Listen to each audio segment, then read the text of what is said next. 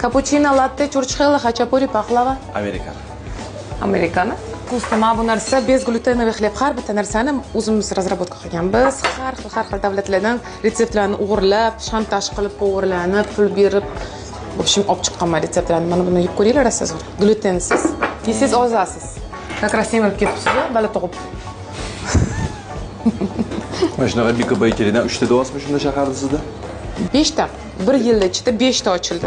$1000 investitsiya bilan. Endi hozir bitta shokoladni tort pishirib yuboramiz. Keyin ketgan bo'ladi dalishi. Mana shunaqa sousdan ko'rdilaring, ayamasdan ko'p qo'yamiz, keyin odamlar mazza qilib yuboradi. Mana shunaqa shokoladni tortlardan bir kunda mingta sotamiz. Bir kunda. Nechta odam ishlaydi endi bu Bika Bakery'da? 1 yil oldin 3 kishi ishlardi. Endi hozir endi 70 tacha bo'lib qolgan. 70 tacha odam ishlaydi.